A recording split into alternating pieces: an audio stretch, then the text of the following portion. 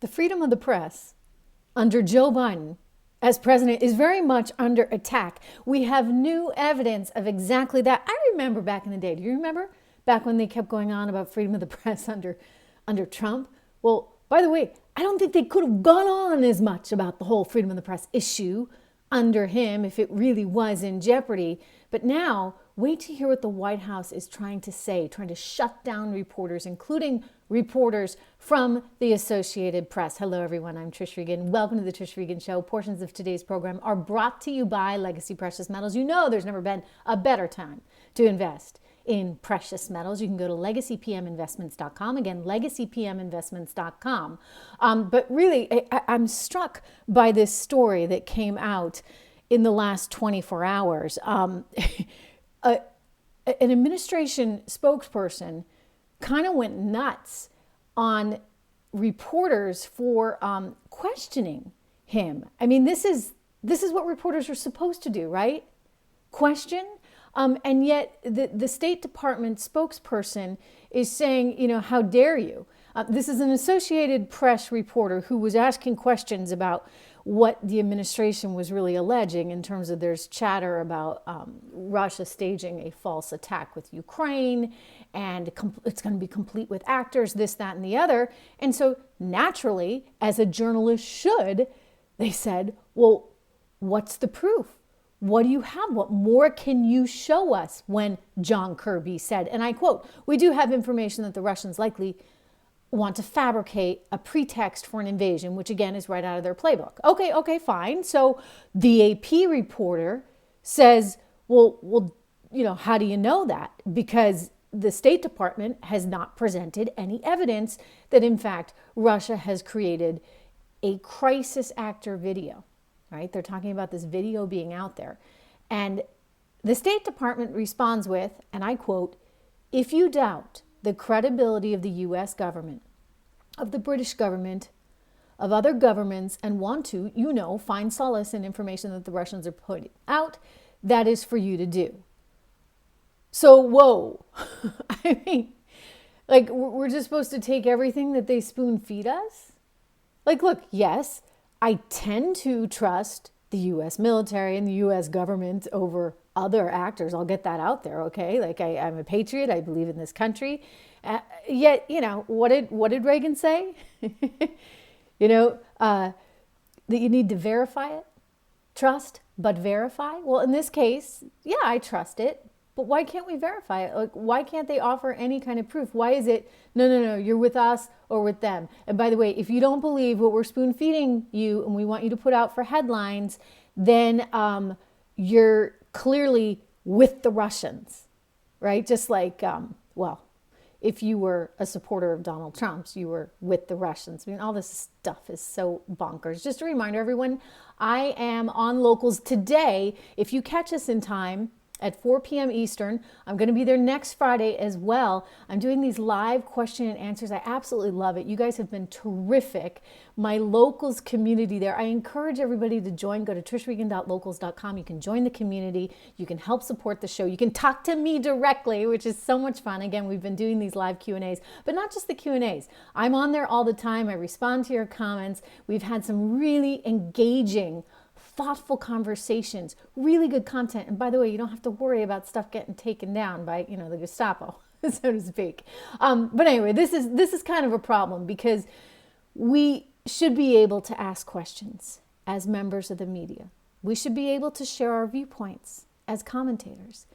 And yet in this era, everything left and right is getting shut down. You're not allowed to have any disagreement with the administration.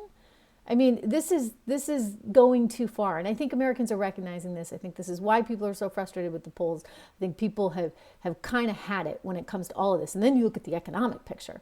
Well, by the way, we added more jobs than people thought. This means the Fed's definitely going to have to move on interest rates. They ought to. I mean, but I don't think it's going to do any difference. I don't think it's going to do one bit of difference. I think the train has left the station. And I'll tell you, inflation is very, very hard to control. We've seen the prices for everything go up. You know that. And I've predicted we will see double digits by late spring, early summer. And I stand by that. In fact, I've predicted $100 a barrel on oil, I stand by that as well. I think that you're starting to see enough economic activity, not enough to really help us out. I think first quarter is going to be very challenging, but enough that it's causing this inflation in prices. And so you see the jobs market improving. Well, what's the Fed going to do? They're going to wait till March. I mean, come on, guys, before they raise rates. So consequently, day late or dollar short, or as my friend Art Laffer, the famous economist who is known for the Laffer curve, you know, when he showed Ronald Reagan on that cocktail napkin how if you just lower taxes, you generate more growth. Anyway, Art was saying to me, they're not a day late and a dollar short. They're like a century late and trillions of dollars short. Speaking of trillions of dollars, I want you, if you're watching this on video, if you're watching this podcast on video, if you're listening on Apple iTunes, terrific. I encourage everybody to download this because then you get a little ding, ding, ding on your phone. You know exactly when the podcast has hit on Apple iTunes or on Spotify, which so far, by the way, is standing by Joe Rogan. And I think that's an important step. Let's hope that they continue to do so. But you can listen there. But if you're watching this on video, if you're watching on Rumble or on my YouTube channel, please make sure you subscribe, give it a thumbs up, and then take a look at the number on the bottom of your screen. Did I get all the zeros right on that? Because, you know, I was writing out the number and I'm like, whoa, this is a lot of zeros. $30 trillion with a whole lot of zeros. That's how much money we are currently in debt. So the long-term trajectory here is problematic. When you have that much money that you are in debt, you continue to run deficits that are as massive as we have seen, and you continue to print money as the Federal Reserve has, well, guess what?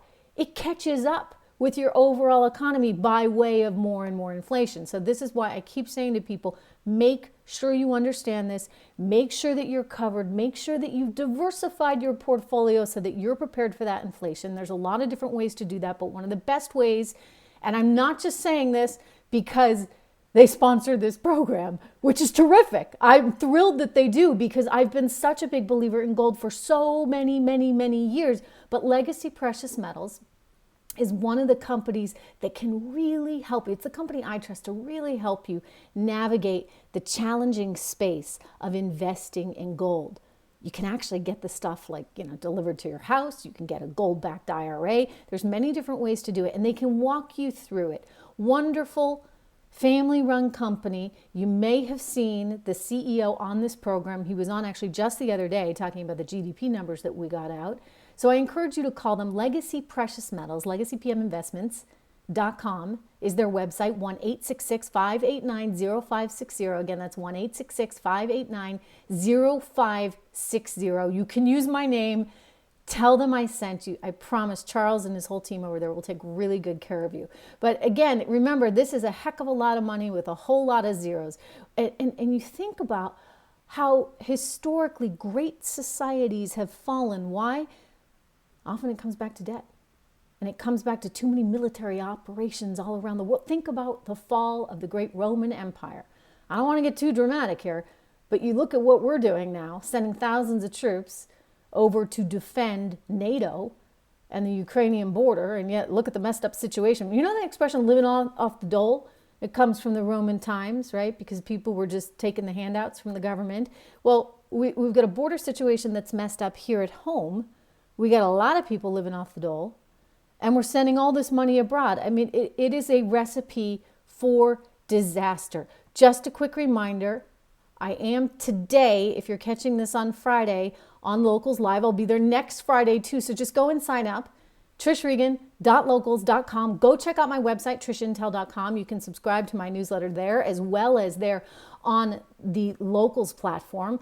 And I look forward to seeing you. I guess that's the announcement. I got to go. We're going to be over on Locals right now. I'll see you there. Bye-bye.